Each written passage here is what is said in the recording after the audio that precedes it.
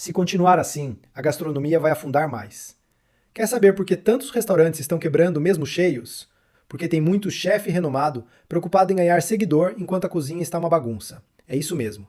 Tem restaurante com prato bonito, Instagram bonito, fotógrafo, influenciador, milhares de seguidores e uma operação completamente incompetente por trás disso. Não tem ficha técnica, não tem padrão, não há controle de estoque, não tem controle de compra, não tem o treinamento, não tem processo. Mas tem um monte de postagem dizendo que o restaurante é referência gastronômica. Referência em quê? Em filtro do Instagram? Porque administrar uma cozinha de verdade dá trabalho. E é justamente aí que começa o problema. Hoje, existe uma parcela da gastronomia que está mais preocupada em parecer profissional do que em ser profissional. O prato precisa ser bonito para a câmera, o chefe precisa aparecer, o restaurante precisa viralizar, o vídeo precisa bombar. Mas ninguém quer falar sobre o que acontece depois que a câmera desliga. Quem pesa os ingredientes? Quem acompanha o estoque? Quem sabe exatamente quanto custa cada prato? Quem treina a equipe? Quem controla as compras? Quase ninguém. Porque essas coisas não dão like. E talvez seja por isso que muita gente está descobrindo da pior maneira possível que faturamento não significa lucro.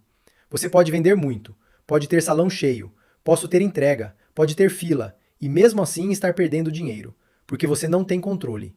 E aí entra uma das coisas mais absurdas que eu vejo na gastronomia: a falta de ficha técnica. Tem restaurante que não sabe nem quanto de comida coloca no próprio prato. O cozinheiro coloca a olho. Um coloca 180 gramas, outro coloca 230, outro coloca 250. Um economizado no molho, outro exagero. Uma montagem de um jeito, outra montagem de outra. E o chefe chama isso de liberdade criativa. Não, isso se chama falta de padrão. E falta de padrão custa dinheiro. Cada grama que você perde custa dinheiro. Cada produto que vence custa dinheiro. Cada prato produzido errado custa dinheiro. Cada pedido de devolução custa dinheiro.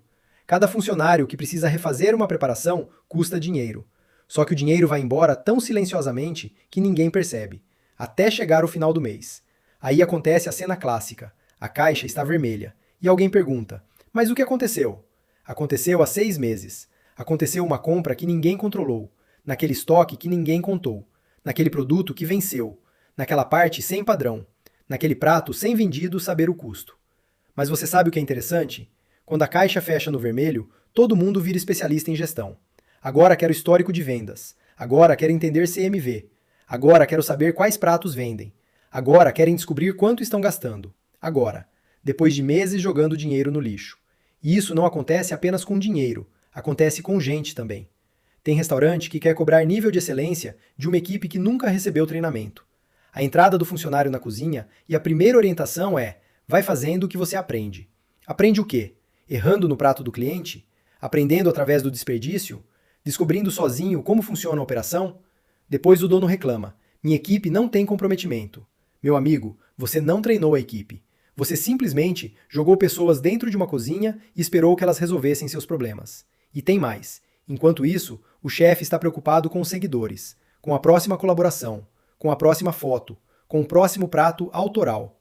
Porque o prato precisa ser diferente, precisa surpreender, precisa viralizar. Mas ninguém pergunta: quanto custa? Essa pergunta parece simples. Quanto custa produzir? Quanto custa errar? Quanto custa o funcionário? Quanto custa uma cozinha sem processo? E principalmente, quanto custa continuar fazendo tudo no improviso? Porque improviso pode funcionar em uma noite, pode funcionar em uma situação emergencial, pode até gerar um prato incrível. Mas você sabe o que não pode depender de improviso? Um negócio. Restaurante precisa funcionar na segunda-feira, na terça, na quarta, não, domingo, com o chefe presente, com o chefe ausente, com o novo funcionário, com o antigo funcionário, com o salão cheio, com o salão vazio. Isso é operação, isso é profissionalismo. E existe uma diferença brutal entre cozinhar bem e administrar uma cozinha. São coisas completamente diferentes. Você pode ser um cozinheiro extraordinário e um péssimo gestor. Pode criar pratos incríveis e quebrar seu restaurante. Pode ter milhares de seguidores e não saber quanto dinheiro ganhou no mês. Pode ser conhecido no Instagram e completamente perdido dentro do estoque. Porque seguidor não paga fornecedor. Curtida não paga salário. Visualização não paga aluguel. E prato bonito não paga imposto. No final do mês, quem paga as contas é o resultado da operação. E resultado exige controle.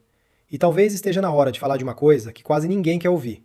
A cozinha também precisa ser um lugar saudável para trabalhar. Não adianta falar de experiência gastronômica enquanto existe uma equipe trabalhando em um ambiente desorganizado, com pressão excessiva, comunicação ruim, falta de equipamento, falta de processo e treinamento praticamente zero. Você não constrói excelência em cima do caos. Você não exige padrão de uma equipe que recebe instruções diferentes todos os dias. E você não pode querer funcionários comprometidos se a empresa não demonstra compromisso com eles. Treinamento não é luxo, organização não é frescura, e gestão de pessoas não é papo de RH, é operação. Quando uma pessoa sabe exatamente o que fazer, o erro diminui. Quando o processo é claro, a velocidade aumenta. Quando existe padrão, o cliente recebe a mesma experiência. Quando existe controle, o desperdício cai. E quando o restaurante controla tudo isso, finalmente começa a sobrar uma coisa que deveria ser o objetivo desde o primeiro dia: dinheiro. Então talvez esteja na hora de parar de romantizar a desorganização. Parar de chamar improviso de criatividade. Parar de chamar falta de padrão de liberdade. Parar de chamar ausência de treinamento de equipe ruim. E parar de achar que ter seguidores transforma alguém em referência. Porque referência de verdade é conseguir abrir a cozinha todos os dias, entregar o mesmo padrão, controlar seus custos, treinar sua equipe, comprar corretamente, armazenar corretamente, reduzir desperdício e ainda conseguir ganhar dinheiro.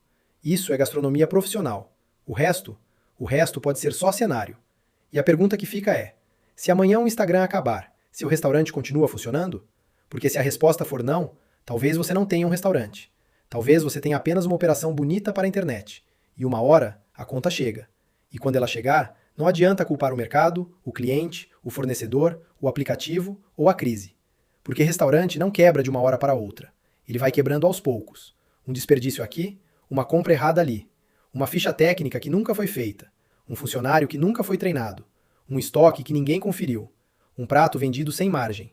Uma decisão tomada no improviso. Até que um dia o caixa simplesmente denuncia aquilo que a gestão vinha escondendo. E aí não tem filtro, não tem seguidor, não tem chefe renomado, não tem prato autoral. Tem apenas a conta. Por isso, antes de querer ser o restaurante mais famoso da cidade, aprenda primeiro a ser um restaurante profissional. Porque fama pode trazer cliente. Mas só organização, padrão, gestão e competência fazem esse cliente voltar. E sem isso, a gastronomia não vai evoluir, vai afundar.